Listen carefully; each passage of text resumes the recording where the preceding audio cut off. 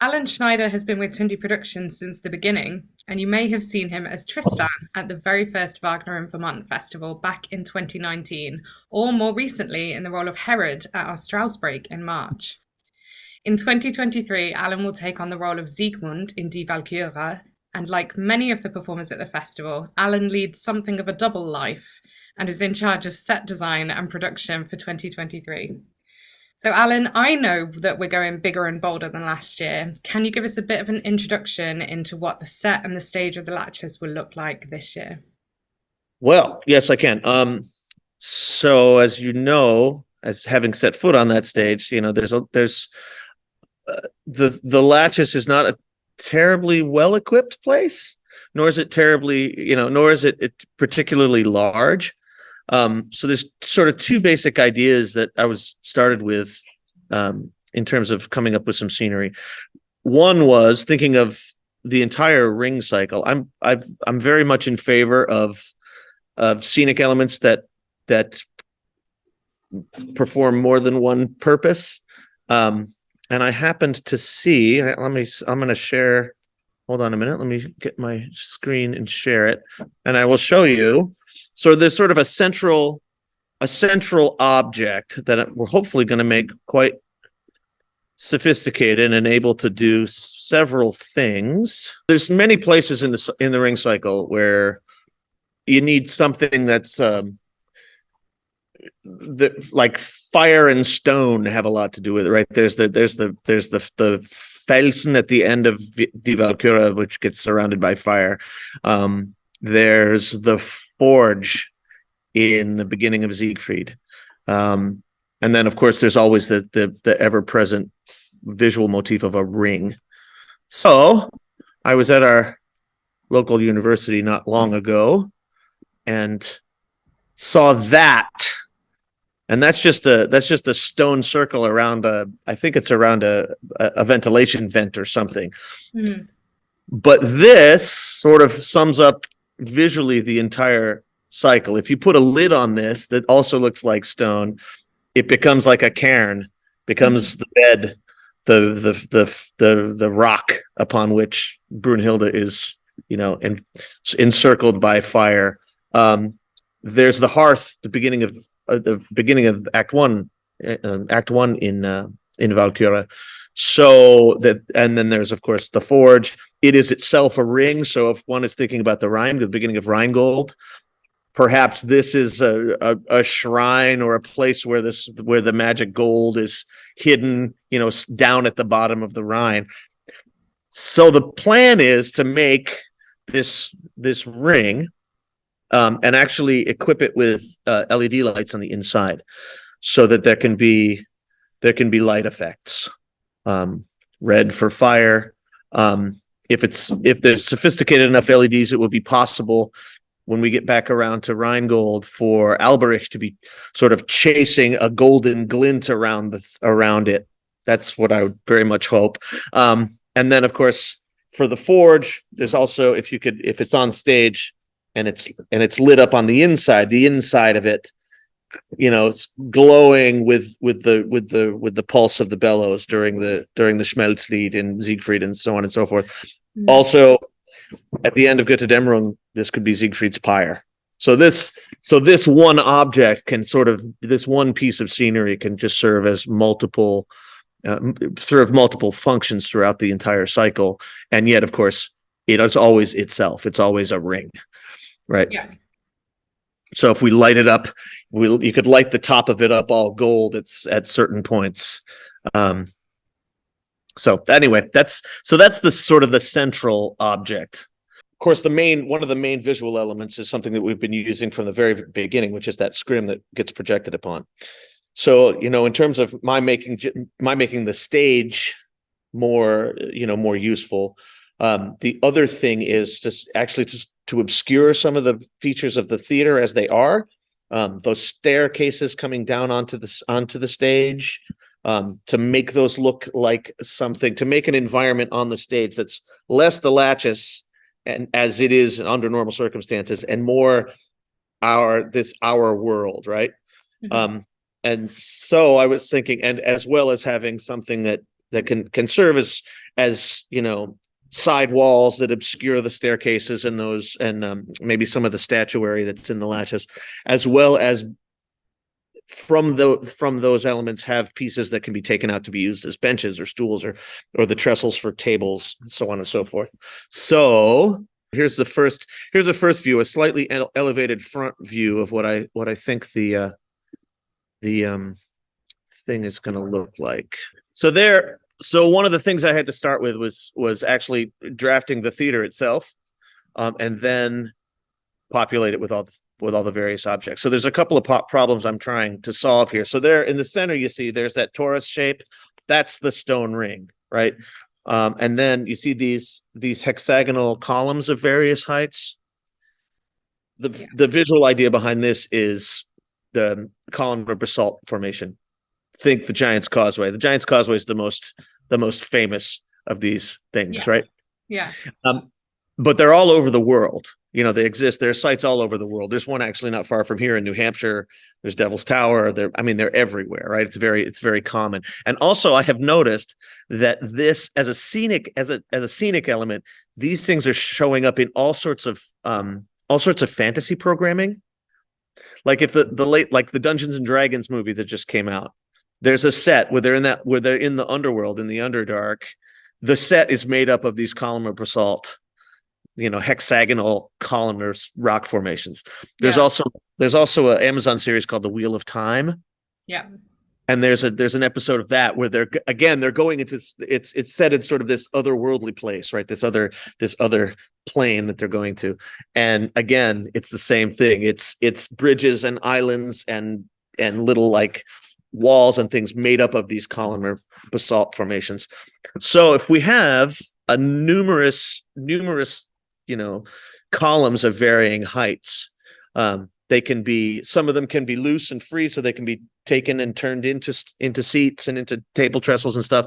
And you'll see, if you'll notice, stage right. Can you see my cursor here? Yeah. So if you'll notice, stage left here, this is beside the staircase. You can just barely sort of make out the staircase there. Mm-hmm. And then you can see you're actually looking at it actually from underneath in this view. But they're piled up in the corner here to obscure this staircase. And then up above here, this is the platform where there's a piece of statuary that we can't actually move. So it needs to be obscured. So they're basically decorating and obscuring the features of the theater in these two corners, because we also make the productions make use of these staircases. People enter from these side galleries and come down all the time. Also, it's also possible for these to be climbable pieces themselves for people to sit. I can imagine during the Ride of the Valkyries and the scene after it, the Valkyries is, you're sort of the raven or vulture like Valkyries perched on, climbing up and just sort of perched on various levels of this, like gargoyles or something. Yeah, it's absolutely more like the mountainside that we're supposed to.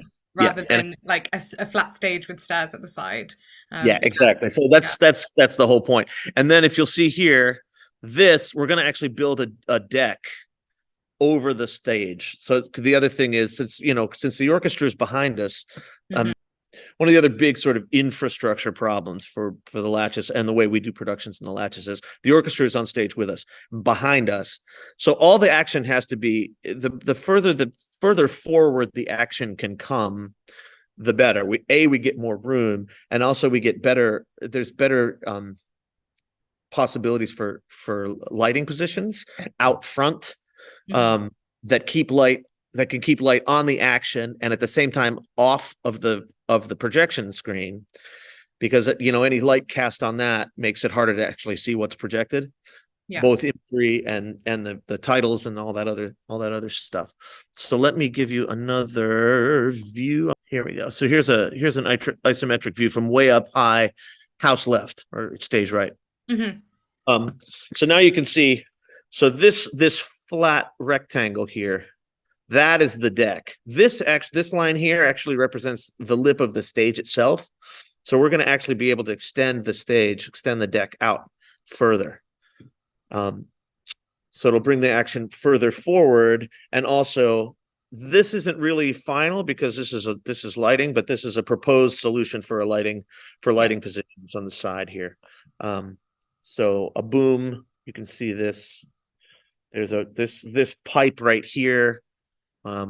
Could be a lighting boom that's on that same platform where the statuary is on either side. And then further out front, we can have, I'm hoping, and when we get a lighting designer on board, of course they'll weigh in on this, but this is just a proposal of mine, is that we build lighting positions that not only, are provide good side light positions for this, but also if they extend out over the stage a little bit, they can hopefully provide a decent downlight situation, because there's no front of house positions that aren't in the lattice, that aren't on the side walls. Mm-hmm.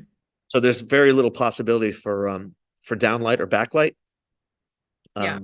Which it makes it a little bit, it reduces the possibilities.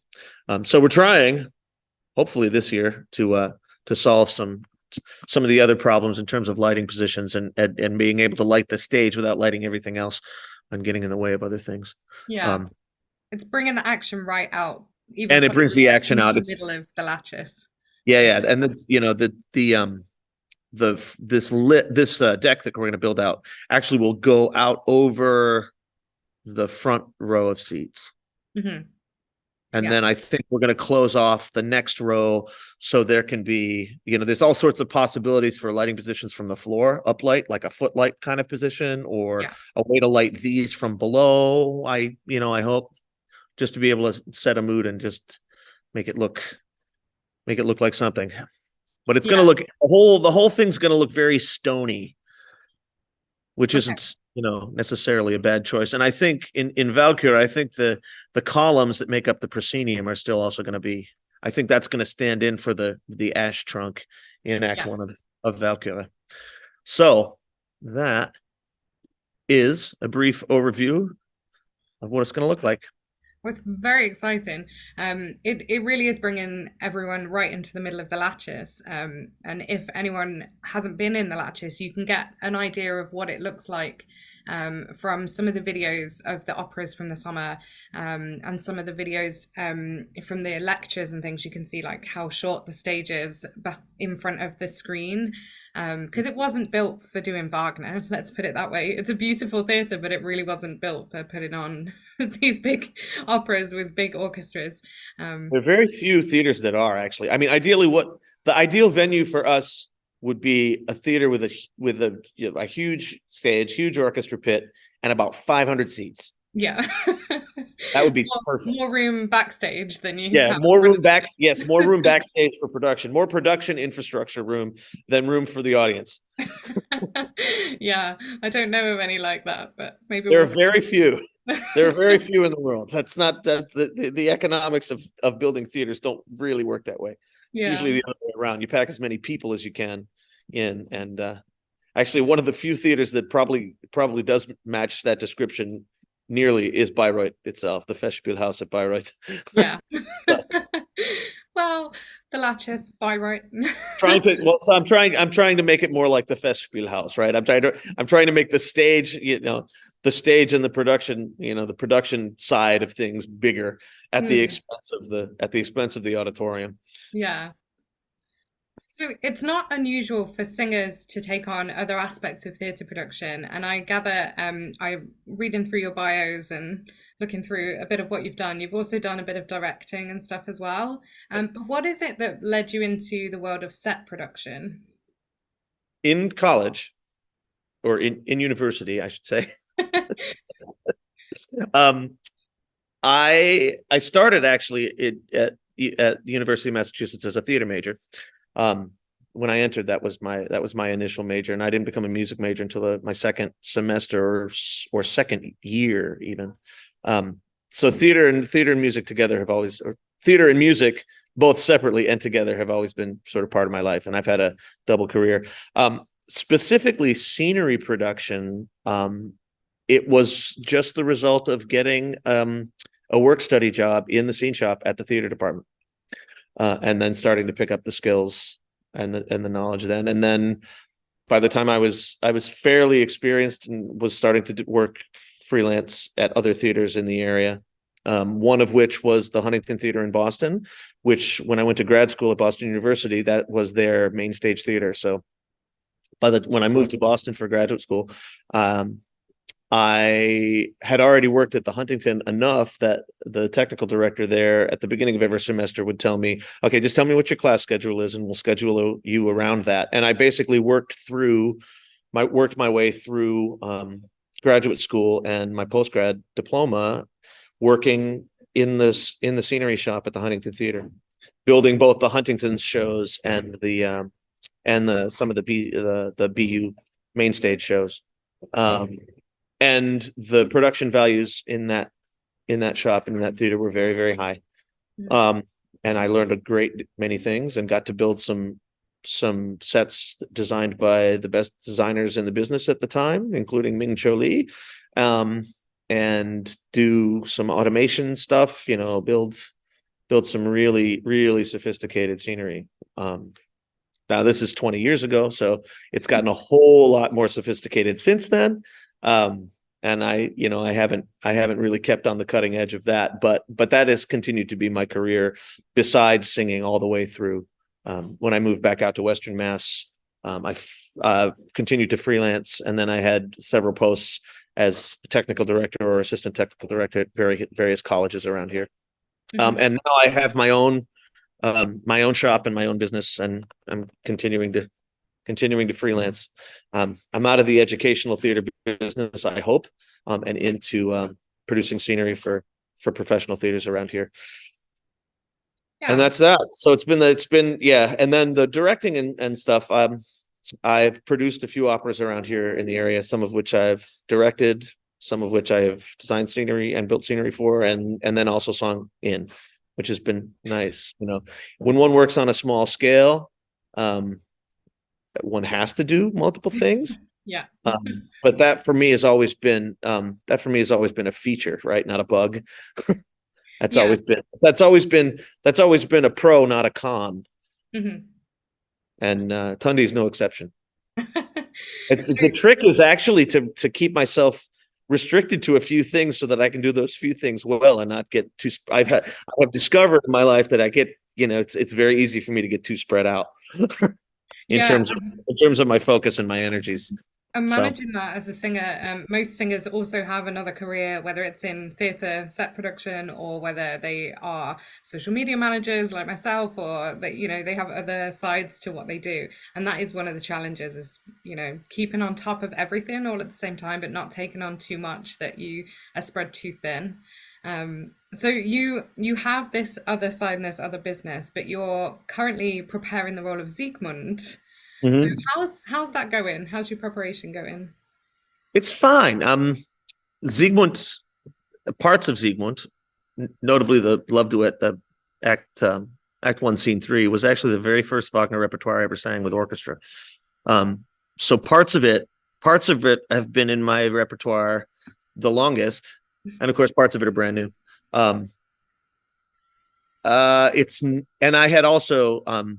I had also begun to prepare it for last summer. I didn't end up actually doing the performances, but I had rehearsed and begun to prepare it. So it's going fairly well.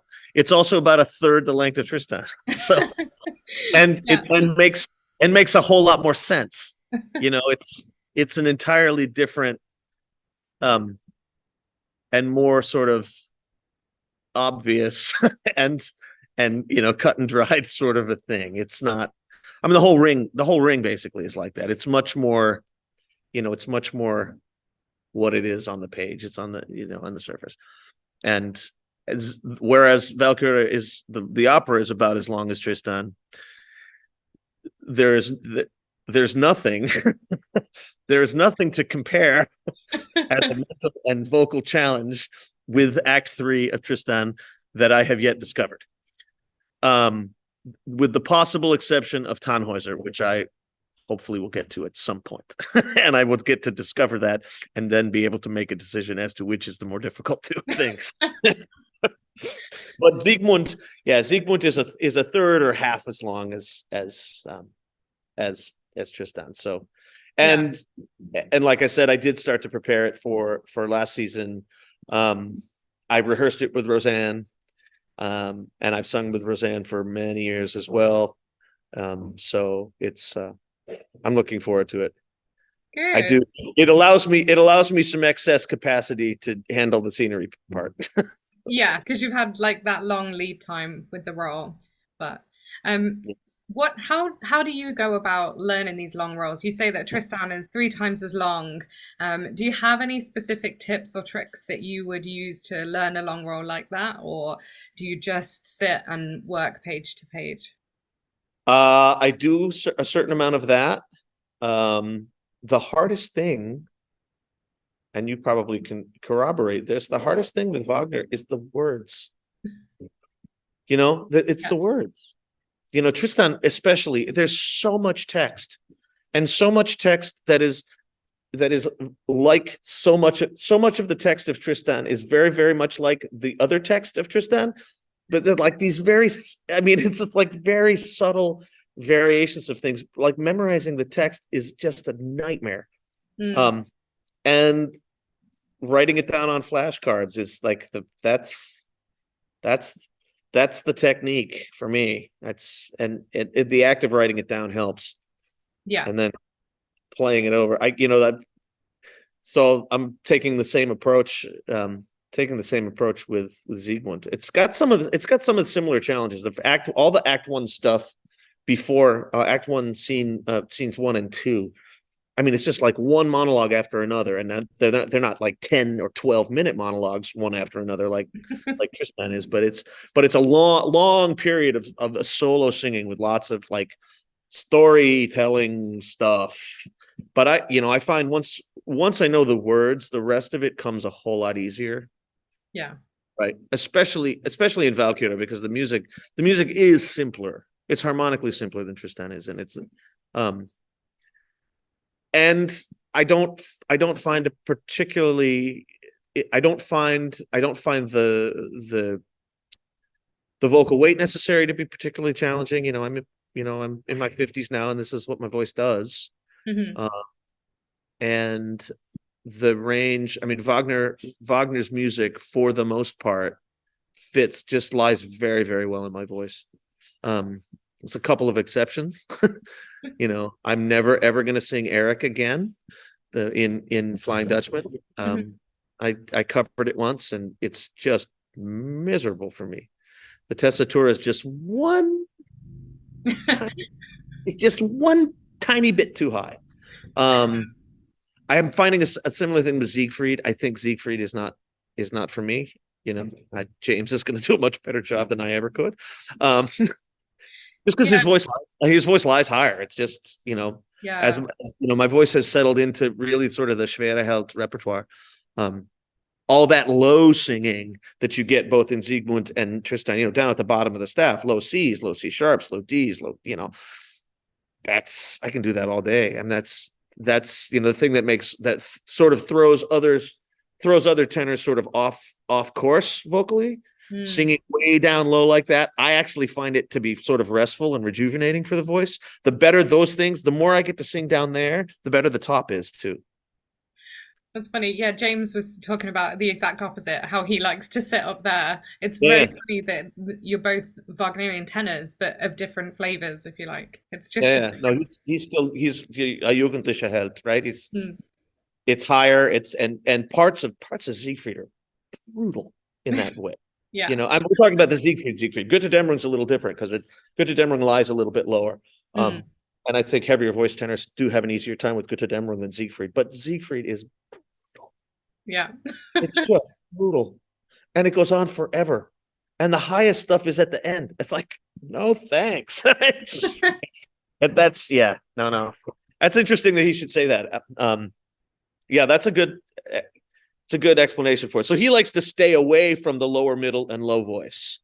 He just prefers to sit high. He was Yeah, talking yeah, about how he was working on the high A's, and his voice just likes them. He likes to be up there, and it's just really interesting because it's yeah, people think of tenor as able to sing everything that tenors sing, but actually there's so many varieties of every voice type. yeah, yeah, That's just a exactly. really distinct one. Like he can sing Siegmund and did really well, but it's not where he likes to be. And probably the same. Like you could probably get through a Siegfried, but it's not where you'd enjoy it. No, I wouldn't enjoy it, and yeah, no, I wouldn't. Question. It's also a question of how where you can be musical, right? You know what? Mm, People don't often think of people don't think of tenors being able to sing beautifully down low, but it's something that I actually enjoy and am good at. And if you listen to you listen to some of the Helden tenors in the past, like Vickers, for instance, that and it's distinct.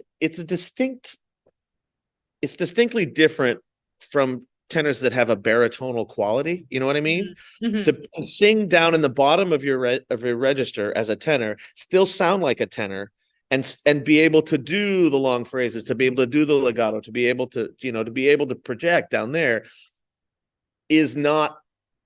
I mean, that's sort of a specialty of this repertoire. And I'm talking about especially the lower, heavier Wagner roles, right? That's Mm, what's required. There's bits all over, the first big monologue that Siegmund has in Act 1, Scene 3, where he has the Welserschrei, right? Which is like this, that, right?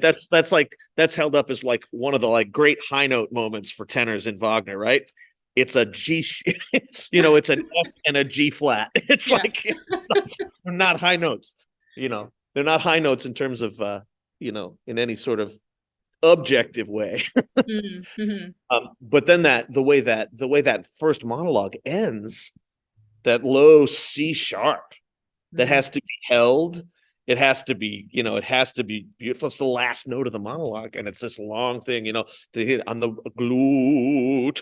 It's I love that stuff. And then there are parts in Tristan, the same thing, where some of the most beautiful phrases in the Liebesnacht scene in Tristan are down low, like low E flat. And it's like, oh, and it just, that stuff that just starts down there and just sort of builds. But the beauty has to start down with the low note, and then it just all that's my wheelhouse.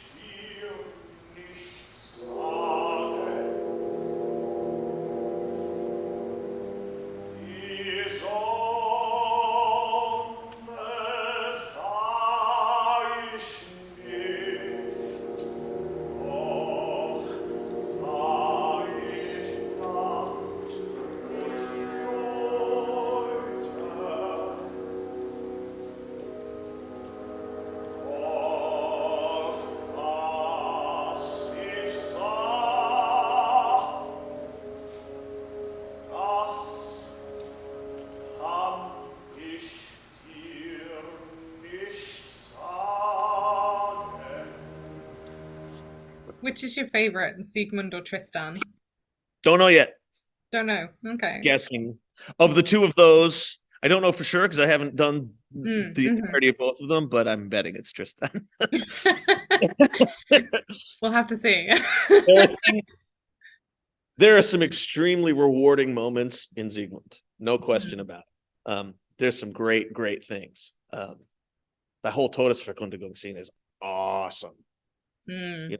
I think it's the most important thing in the whole scene in the whole Ring cycle, because if that scene doesn't play out exactly the way it plays out in the score, the rest of the cycle doesn't happen. Yeah. Right. Yeah. But the decision that gets made in that scene drives the remainder of the plot. Right. Yeah. And even what you learn about Siegmund in that scene and who he is as a person and what he values in life, just that aspect of it, for me, like, you take so much of who Siegmund is in that moment. Mm-hmm. Yeah. And it also confirms it. It also, I think, that his interaction with Brunhilde there sort of confirms and reinforces Brunhilde's sort of incipient rebellion. Like she's already toying with the idea of rebelling against Wotan. Like, what do you mean? You mean I don't have to? You mean I don't have to follow the rules? I don't have to do what Daddy says? And and when Siegmund just flat up says Valhalla, okay, how about this? How about this? No, I can't have that. No thanks. Mm-hmm. He just says, no, thank you. I'm good. Yeah. That's to take the whole order that the universal order that Wotan has set up so carefully and has defended for so long, and to just to simply deny it, say, no, I don't want that. No, thank you. That's a huge moment, right? Yeah. It's a huge decision that gets made, a huge turning point. Yeah, all these heroes are supposed to want Valhalla. That's it. Yeah, exactly. That is everything about their life. That's why they commit to being these heroes. And it's not for him. I will not. Yeah. So say hello to Wotan for me, but I will not follow you to Valhalla. Yeah. That's like, that's for your Germanic hero. That's a big deal. Yeah.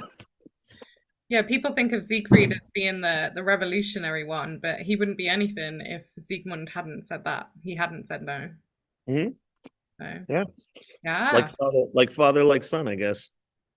Yeah. But also, what's so cool about it, which doesn't happen really for Siegfried.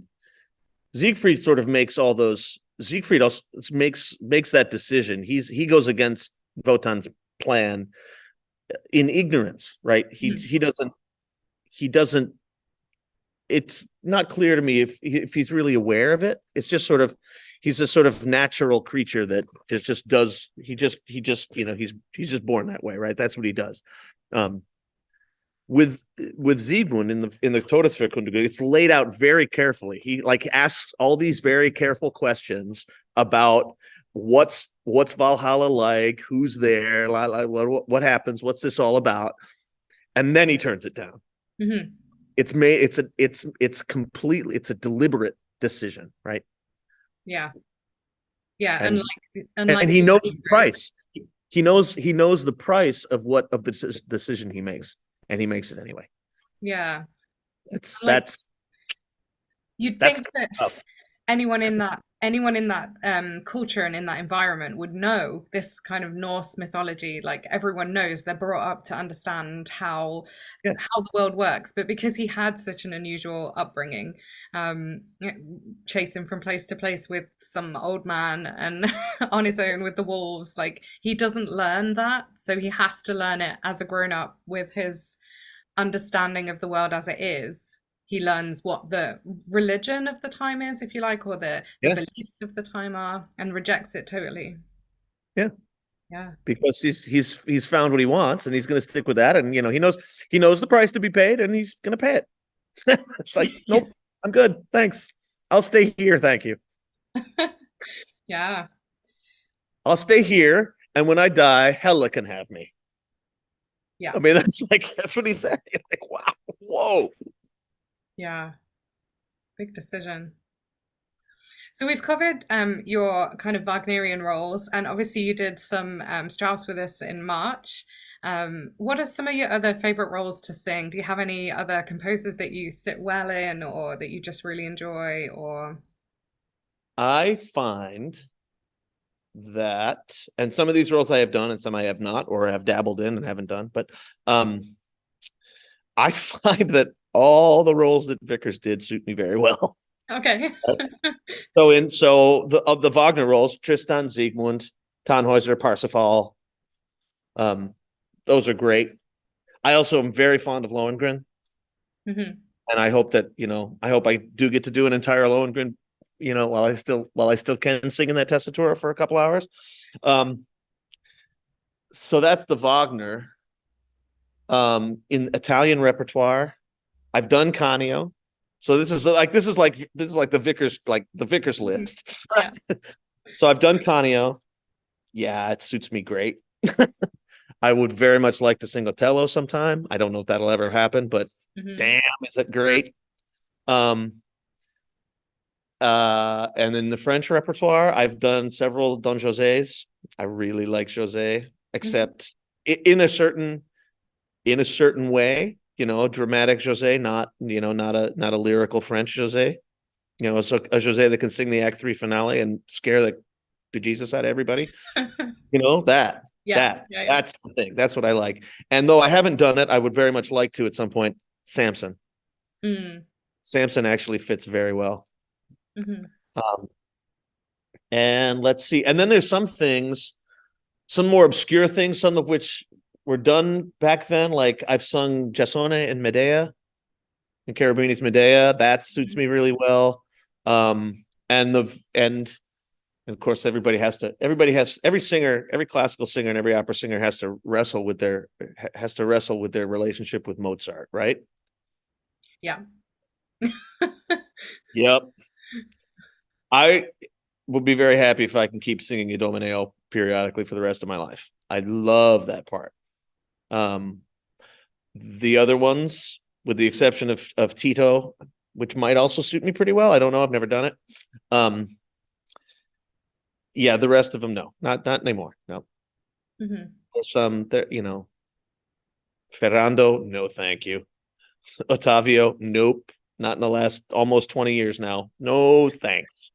Not really my thing anymore. People don't Um, tend to sing them and Siegmund and Tristan. Like no, they tend to leave the no, they Mozart. don't. No, Like, no. But Idomeneo, they do. Glassman yeah. sings Idomeneo, and of course, Domingo sang everything, so he's no example of anything. Yeah. Um, but it's still in Glassman's repertoire as well as Siegmund and Tristan and all the other stuff. Hmm. Um, as far as the other dramatic Italian things, I don't know if Cavaradossi and Calafra will stay in my repertoire. Um, there maybe, but maybe not. I'm not sure. I would like to try Chenier. Mm. Um, though again, I don't know. It's short. I mean, it's high, but at least it's short. Um, and then there's some other things I don't. Strauss, of course. Strauss is full of things, right? Mm. Um, I really want to sing Herod. Herod is fun. Yeah. Herod is really fun. Um, and then the other things. I mean, there's some of the sort of dramatic tenor roles in Strauss aren't leading roles like Herod is. But like a Gist, sure, I could do those. Think for, you know, it's my repertoire. It's Strauss. It's nice. Sure, fine. Bacchus is fine. Again, it's high, but thank God it's short. Um, so I'm gonna, sort of manage to make it happen for the, 10 minutes or so that you have to say. Big deal, right? Yeah.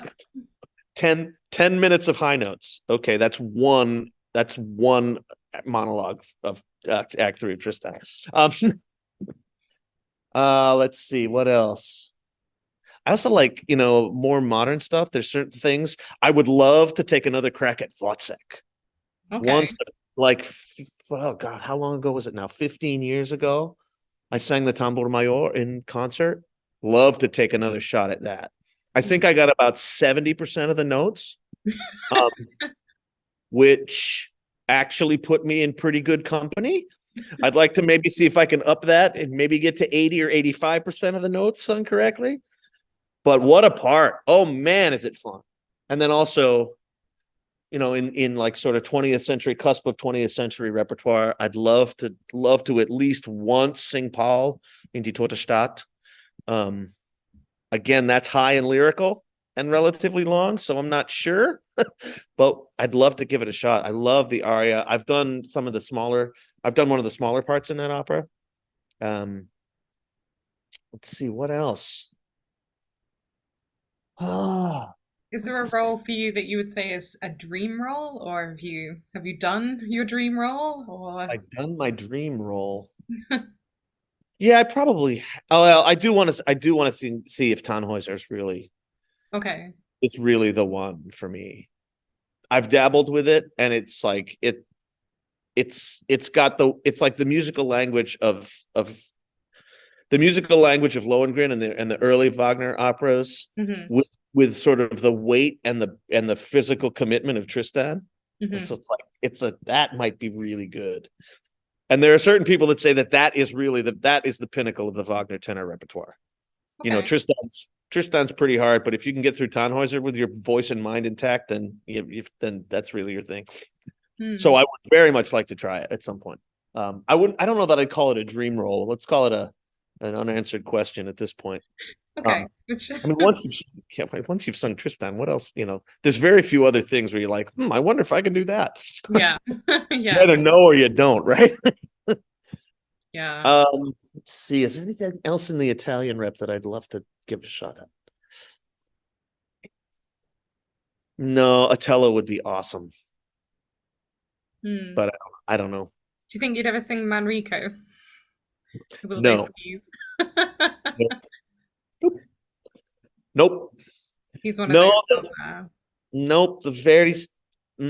Nope. I've wrestled with that particular one. Nope. Nope, It's not for too. you. It's actually too close to. It's too close to the other more lyrical Verdi Mm, things. Also, Forza, the guy in Forza. Nope, not really. Too high. yeah. It's too high. There are other people that do that stuff better than me. Um, there are some cool things, some cool Verdi roles that I've dabbled with and been. I've all like done the secondary role in the secondary tenor role in the opera and sort of thought about the lead role. Ernani would be nice Okay. because Ernani is low. Yeah. He's got to have low B flats that actually sound like something. So that might suit me nicely. It's got some great stuff in it. Um, I'd like to just because I like the piece and I think it's because it's Shakespeare. I'd love to sing Macduff. You Mm, know, mm. just for a little break. Those little, one sextet, one aria, sort of, one ensemble, one aria, and a little bit of recitative things. That'd be great. you know, of those sorts of roles, like those not really leading roles that aren't really that long. Yeah. Macduff's like right up there. That'd be great. And I love the opera. I think the opera is just fantastic. Yeah. Uh, what else? I also really now this is completely out of like sort of out of fashion, but I really like Baroque music, right? Hmm. And it is so out of fashion for people with my vocal weight and approach to singing to sing much Baroque music. Yeah. But man, there's some hand like that time back in the in the pre early music days when when these roles were sort of reimagined for natural voices like the Alcina and Giulio Cesare and those things where where there's tenors in the role and they've done what they've had to do or transposed or whatever rather than tenors in some roles in some of the original like castrato roles. Hmm. It's real fun, really fun. Or even But, like Jupiter and Semele. It's that is a tenor role, but it's mhm. yeah, there's no Too reason why it florid. would be. I love that piece, but that's too florid for me. Oh, though there's in that sort of secular oratorio repertoire, um, Heracles. Mm-hmm. What's the oracles? Hylos, the oracle guy. Ich fühl den Gott. Da-da-da-dum, di-da-da-dum. Yeah, it's more declamatory than florid. It's both though it's got some moving passages. Oh, I love that stuff. Yeah. I'm unlikely to get hired to do it. Ah, But that's somebody some enterprising, impresario or conductor might be like, hey, let's have a little throwback to the 50s when we did these pieces with actual voices, you know, Yeah. natural voices instead of falsettists. We just Yeah. gave up on the idea of of faking the castrato sound in some way, and we just said, okay, baritones and tenors, you guys can sing these roles. Because when they were written, all of those things were written for whoever was around, whoever they could afford to pay at the theatre, whoever was Mhm. available for the opening night. So if they happened to have four castrati, they would have four castrato roles in the opera. But if they didn't, Yeah, then and Handel it happened to be Handel a would hire the tenor. people. He'd hire the people and then write the opera, right? Yeah, it's like who's He'd write available? the opera. He'd write the opera in a week after it was already cast. Yeah. So yeah, it's there's a something to be said for going back and trying to historically recreate, but there's also something to be said for enjoying the music and like just Oh, seeing what happens and putting different it's voices. tremendous. It's just tremendously exciting stuff. Some of it, Mm. and to my ear, kind of ruined by the insistence on historical accuracy, whatever the hell that is. Yeah, Yeah, how can we know? yeah. I mean, a lot of these roles were written for a voice type that literally does not exist anymore. Yeah, but even with Wagner, like how can we know what it Right. actually sounds like in any of those original versions? We can't know. Right. There is no evidence of it, and even if you listen to it recorded, you can't know exactly what it sounds like in the house. So No, you can't. yeah. Well, so it kind of happens. There's kind of a similar problem in the other direction with Wagner, right? It's not like if one says, "Boy, wouldn't it be really great to hear some of these Handel roles with real heft?" Right? Mhm. There's sort of the opposite thing, like in Wagner. Like sometimes that's all people want, and the music is lost, right? Mm. There's Yeah. a lot of shouting. There can be a lot of shouting sometimes, you know. Yeah. Yeah, and like you say, it's things like the tessiture of that role. If you have to kind of shout the bottom or speak the bottom, it's not beautiful anymore. So how do Right. you It's not the manage thing, that? How do you find the right people to sing it as well is the other problem. right? Well, you look around. They're out there. They are out You there. look. You actually look for them. You start, We instead know of a whole simply. bunch. Yeah, we know literally dozens of them at this point. Yeah. We're the only people that know them. That's the problem, right? So outside of kind of opera and classical, if we were to jump in the car with you for a road trip, what's on the soundtrack? You already know the answer. I know the answer, but everyone else wants to know as So well. during the pandemic, okay, I was working like alone in my building at Smith a lot, doing maintenance work and stuff. And I started, you know, going through YouTube and got reacquainted with my younger self's musical passion, which is metal. And so I revisited all the stuff that I used to love, like Iron Maiden and Metallica, and and discovered much to my much to my joy that Metallica is now the biggest rock band in the world. you know, because I was there with them from the very beginning, back in 1986, five, whatever it was, right? But then I listened to all that, and then I discovered all these newer all these newer European, mostly European, actually almost exclusively European bands, where that they've taken that basic language of metal and there's all kinds of other stuff in it, right? My Mm. favorite, which is Nightwish, which I'm like, who are these people and how have they been making music for 20 years and I didn't know about it? And then so that's what I like to listen to. Um, that's what I like to listen to for fun when when I'm working or I'm in the car. Nightwish, Epica, let's see, Avantasia. Hmm. Because I really like the songs. The singing is, well, they get a lot of different singers. So that's another thing about this, like the contemporary like symphonic or melodic metal that's coming out of Europe. The singing is by and large very good, right? It's Yeah. people with it's people with real voices, not just screaming, not just, not just screaming, not just shouting, but those elements are also incorporated into it. But people who can really sing, like the current lead singer of Nightwish is one of the best singers in the world. She's amazing. She can do it all. It's lyrically, declamatory, high, low, loud, soft, you name it. Just amazing. Yeah, and I actually got to see them live their last tour. I was like, it's the musicianship is great. It's not just aggression anymore, right? There's like real music making going on. Yeah.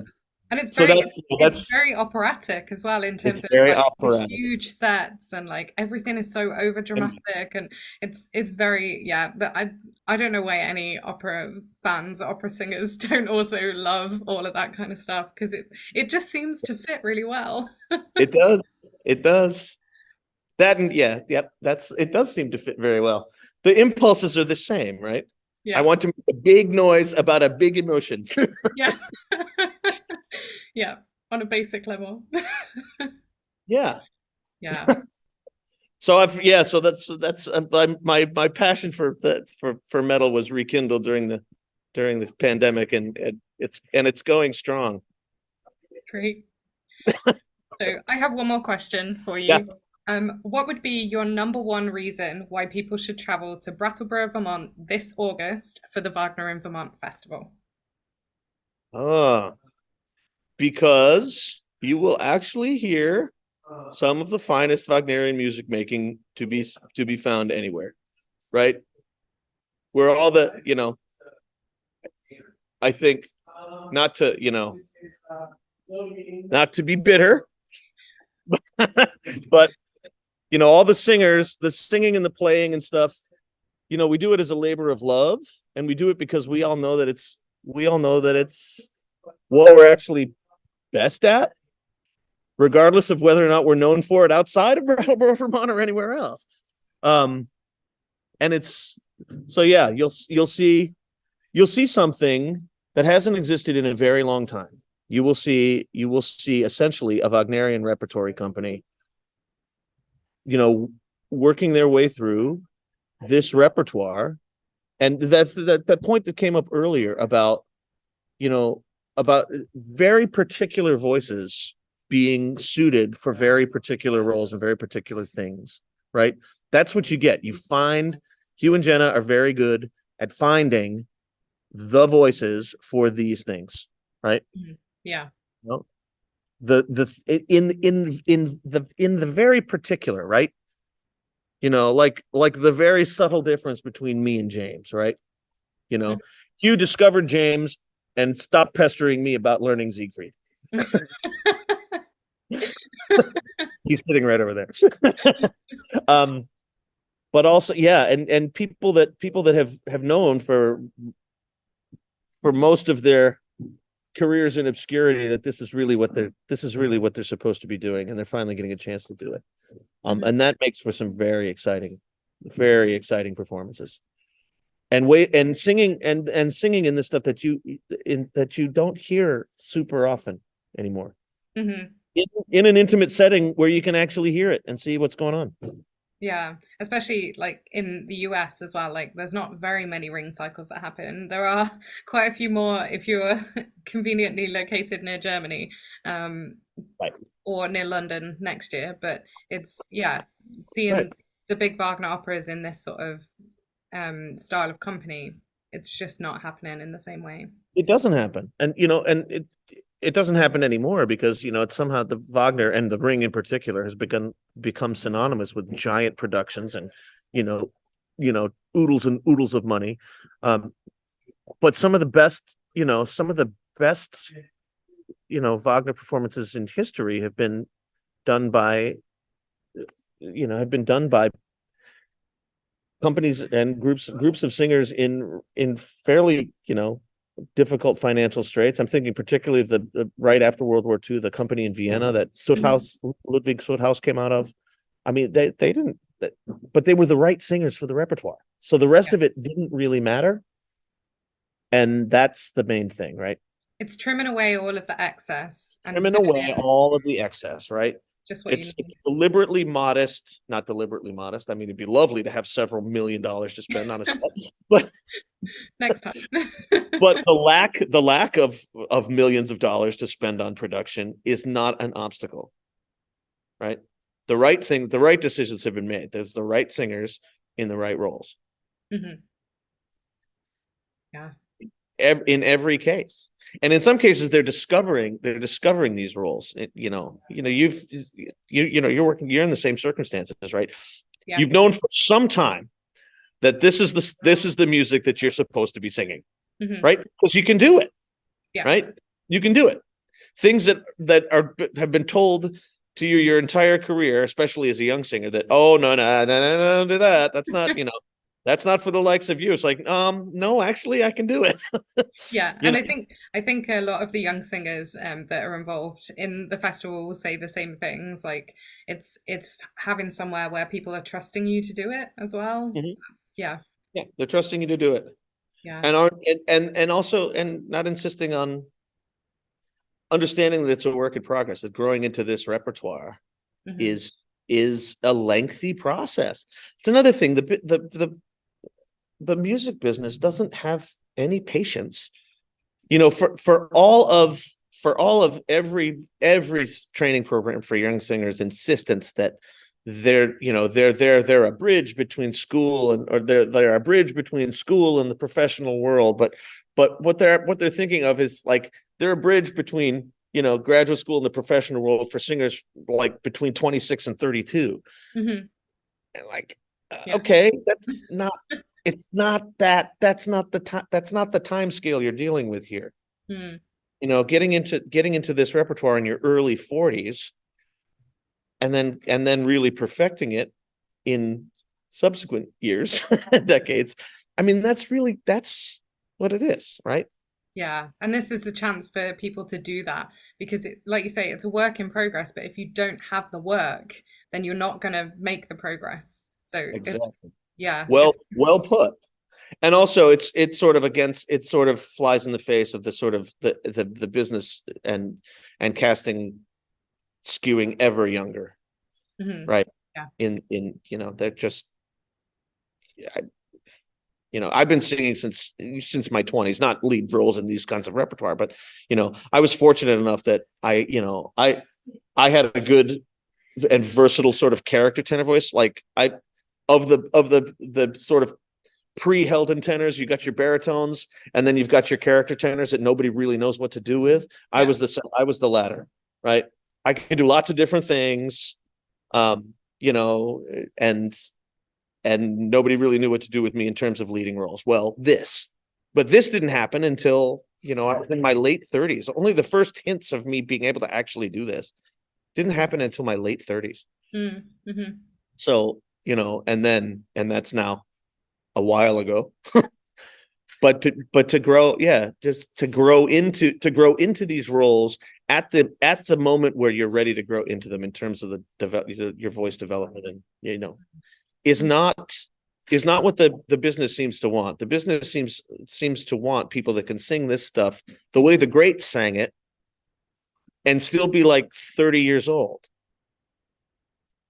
yeah, Okay. Yes, some of the greats did start singing this stuff in their 30s, right? Vint Gassen hmm, sang this stuff. He wasn't singing it in these like gigantic theaters with these with it was a different I guess we're a throwback. Right? Right? yeah, We're a throwback. You know, it's yeah. just music. It's just a particular kind of music for a particular kind of voice and mindset, I guess. Yeah, great. Well, thank you so much for talking to me today and giving us a bit more insight into everything that's going on. Um, Yeah, happy to do so.